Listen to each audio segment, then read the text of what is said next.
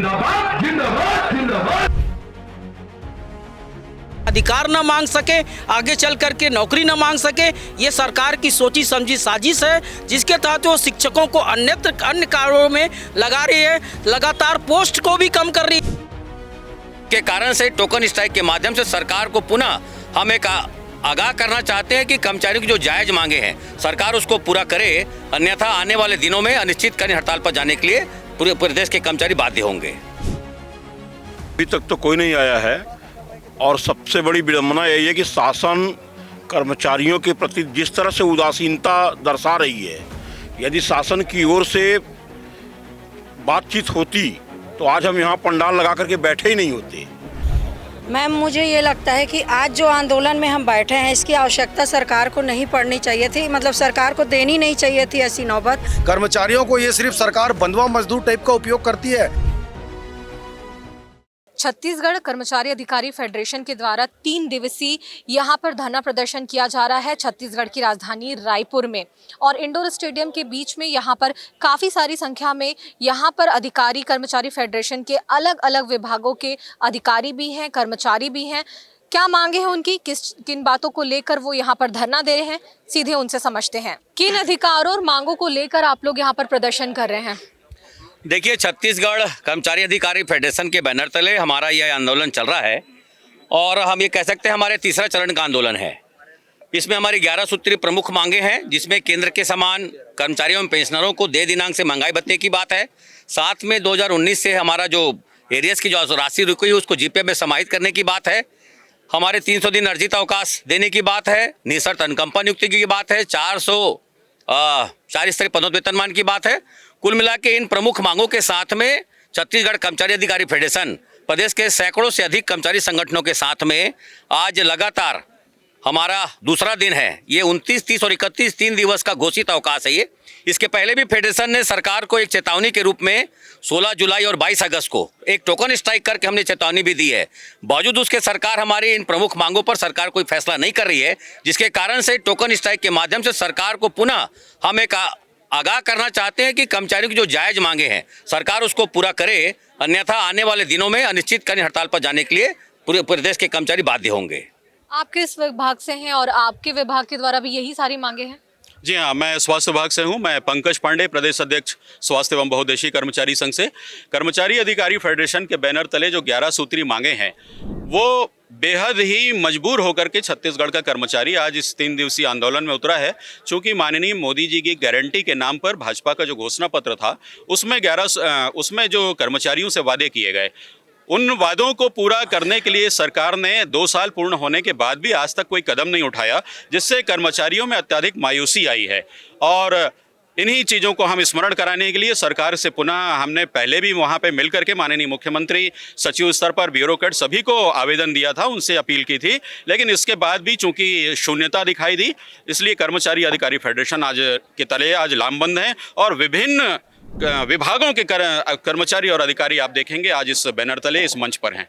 आपसे समझना चाहूंगी कि प्रदेश स्तरीय आप लोग ये धरना दे रहे हैं, इसमें कितने कर्मचारी अधिकारी लामबंद हुए हैं और कितने लोगों ने यहाँ पर प्रोटेस्ट के लिए बैठे हैं, संख्या बताइए जरा। देखिए, जैसा कि स्पष्ट है कि कर्मचारी अधिकारी फेडरेशन एक बहुत सारे संगठनों का एक समूह है, जिसमें करीब करीब 130 से अधिक संगठन हमारे साथ हैं। 5.5 लाख करीब हमारी संख्या होती है कर्मचारियों को, जिसमें से 4 लाख से ऊपर करीब कर्मचारी हमारे इस आंदोलन में शामिल हैं और संगठन दे रहे हैं। समर्थन पत्र दिया उन्होंने सभी को, क्रांति सिंह और कमल वर्मा जी को। और इस स्थिति में देखा जाए तो लगभग 85% से ऊपर ऐसे कर्मचारी जो हमारे इस आंदोलन में शामिल हो रहे हैं। मैं डॉक्टर दिलीप झा, प्रदेश अध्यक्ष नियमित व्याख्याता संघ और प्रचार संघ का शिक्षा विभाग से प्रतिनिधित्व करता हूँ। महिलाओं को क्या दिक्कतें हो रही हैं, क्योंकि काफ़ी सारी महिलाएं भी आंदोलनरत हैं, महिलाओं को लेकर क्या मुद्दे आपको दिखाई दे रहे हैं?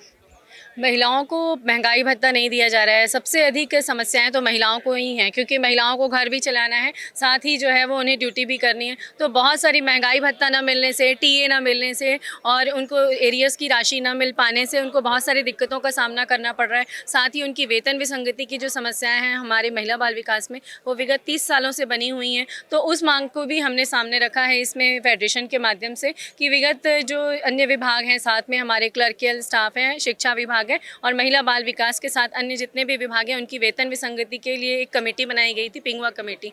उसके भी मांग को उसके जो रिज़ल्ट है उसको भी ओपन किया जाए। ऐसी बहुत सारी तमाम मांगें हैं जिसमें कि जो छुट्टियां हैं, 300 दिवस का अवकाश है, उसका नकदीकरण है। तो हम कैशलेस चिकित्सा की मांग कर रहे हैं, क्योंकि कैशलेस चिकित्सा एक बहुत आवश्यक ज़रूरत मैं समझती हूँ कि हर कर्मचारी को ये मिलना चाहिए। क्योंकि रिम्बर्समेंट जब मिलता है तो एक कर्मचारी जो है वो अपने घर से अपना घर बेच के, अपनी ज़मीन जायदाद बेच करके वो अपना इलाज कराता है। उसके बाद भी रिम्बर्स की पूरी राशि जो है उस कर्मचारी को मिल नहीं पाती है और वो प्रॉपर इलाज नहीं करवा पाता है। तो कैशलेस चिकित्सा जो है वो छत्तीसगढ़ के प्रत्येक कर्मचारी का हक है, वो उसको मिलना ही चाहिए। तो इन तमाम मांगों को लेकर के हम सभी यहाँ पर उपस्थित हैं और महिलाओं को जो है वो सुरक्षा की दृष्टि से इन सारी मांगों को पूरा होना बहुत आवश्यक है। राजधानी रायपुर तक की बात तो समझ आती है, लेकिन जो छत्तीसगढ़ के सुदूर इलाके हैं वहाँ पर कर्मचारी अधिकारियों को किन बातों का सामना करना पड़ता है, आपको क्या लगता है? मैम, मुझे ये लगता है कि आज जो आंदोलन में हम बैठे हैं इसकी आवश्यकता सरकार को नहीं पड़नी चाहिए थी, मतलब सरकार को देनी नहीं चाहिए थी ऐसी नौबत।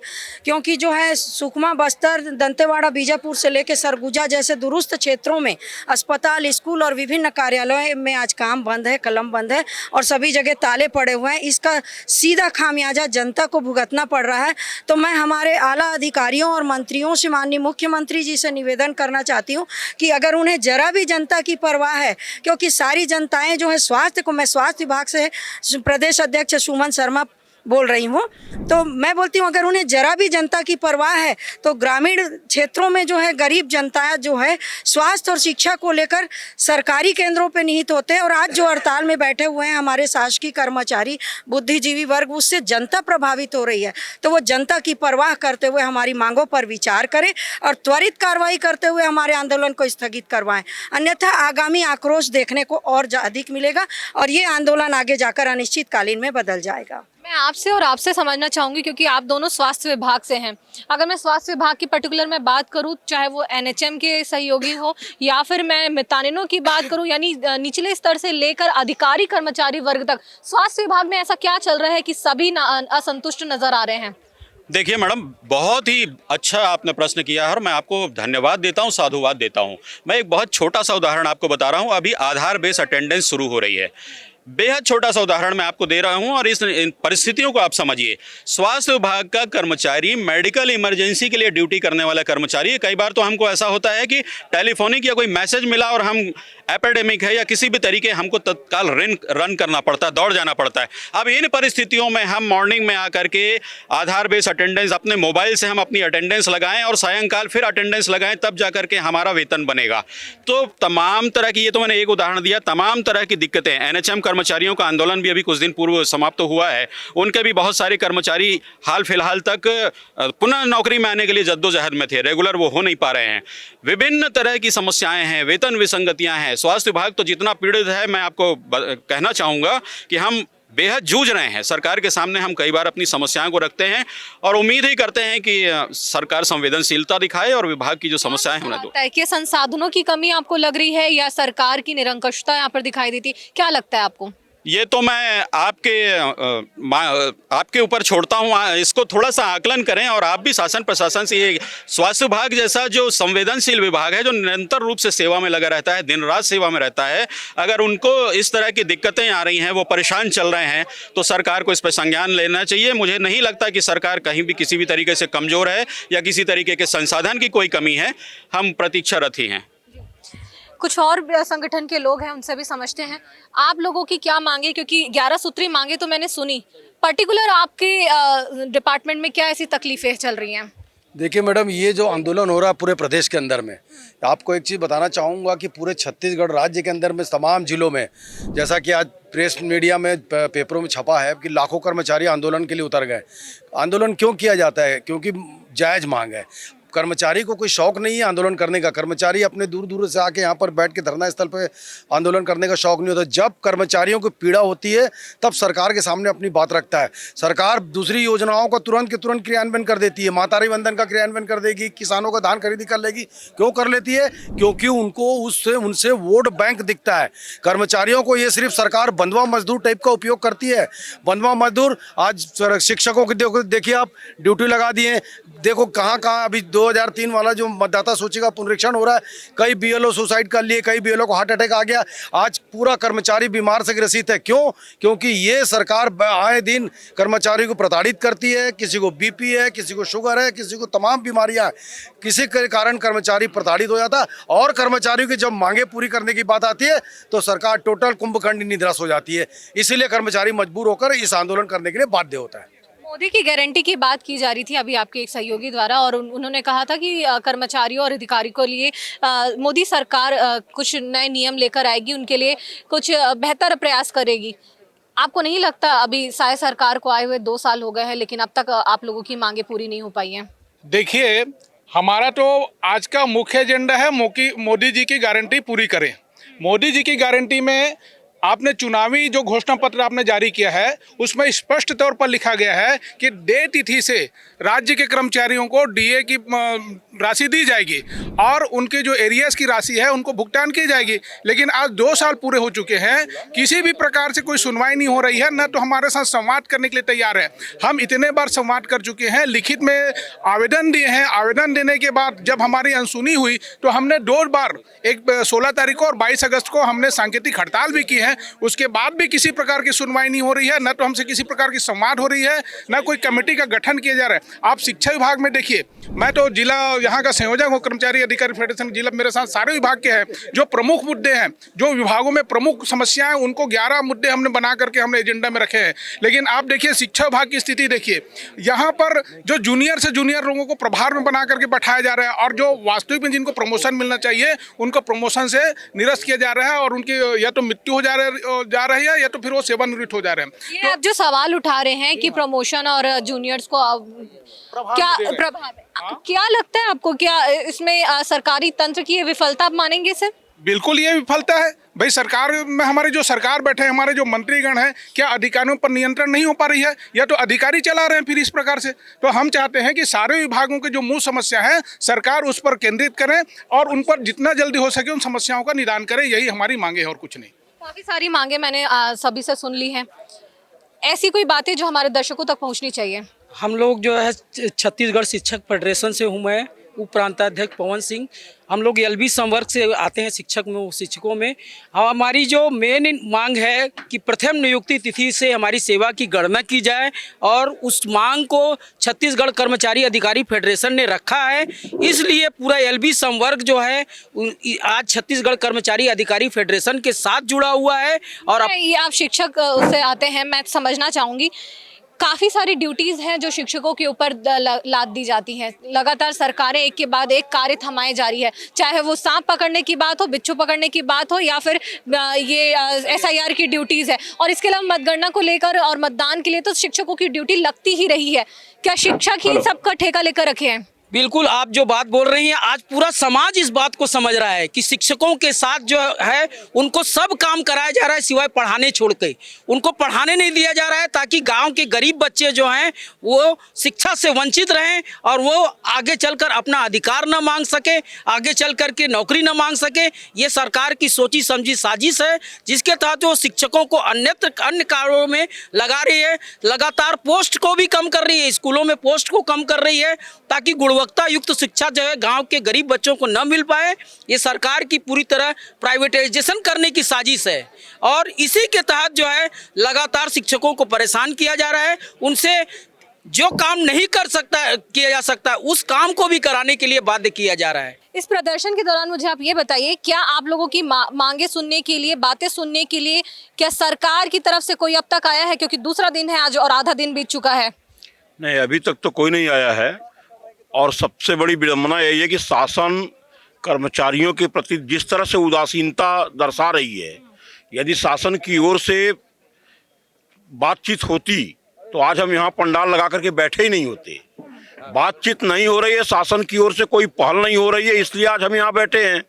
2 महीने 2.5 महीने हो गया हमको अपना ज्ञापन दिए, अपना मांग पत्र सौंपे, लेकिन कारण लग रहा है क्योंकि अब सरकारी तंत्र का सबसे ऊपरी हिस्सा है और आप लोगों की बातें नहीं सुन रही तो आम जनता की बातें कौन सुनेगा?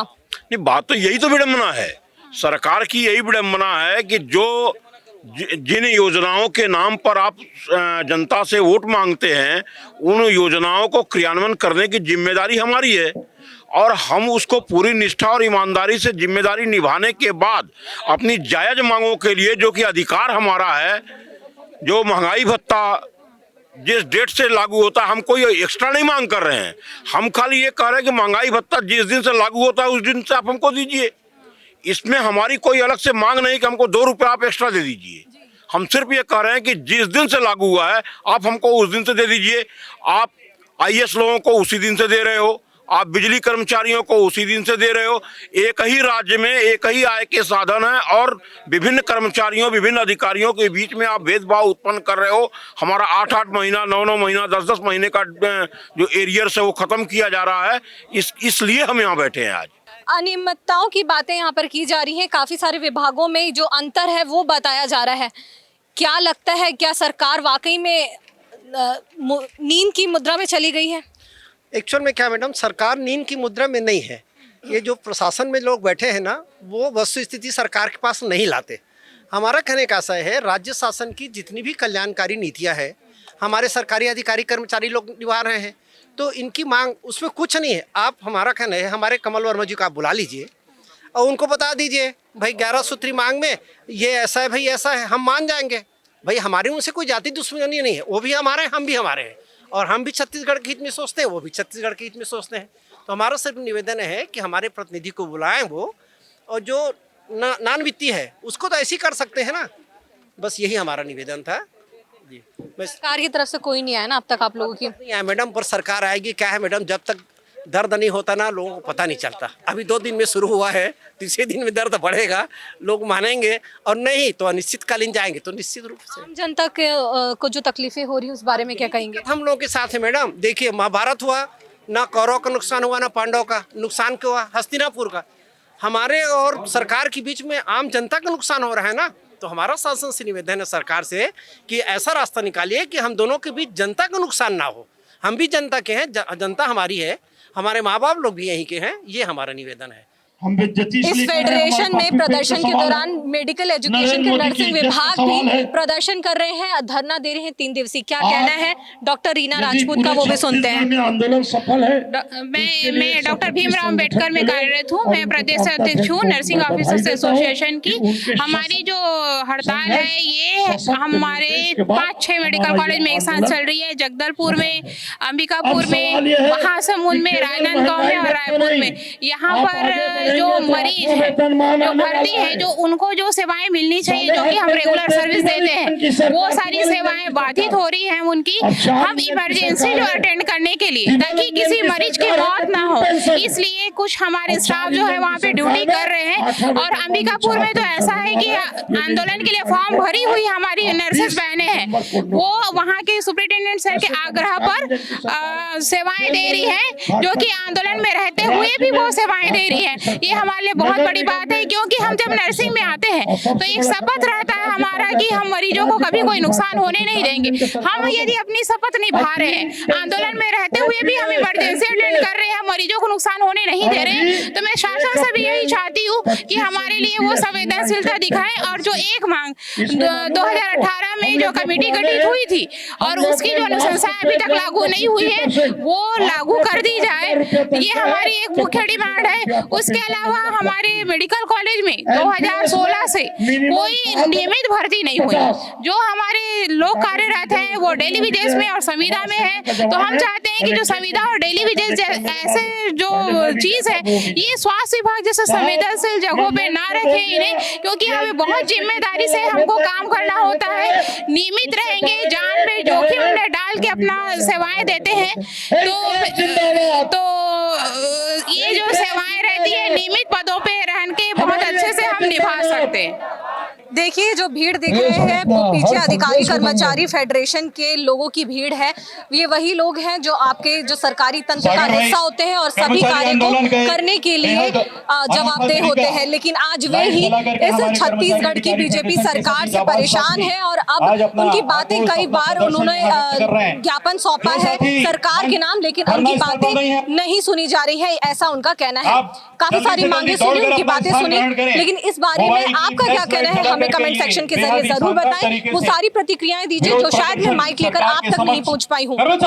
इस वीडियो को शेयर करें, लाइक करें और द लेंस के यूट्यूब चैनल को सब्सक्राइब कर हमारी पत्रकारिता की ताकत बने। द लेंस के लिए कैमरा पर्सन कलीम परवेज के साथ पूनम हुसैन।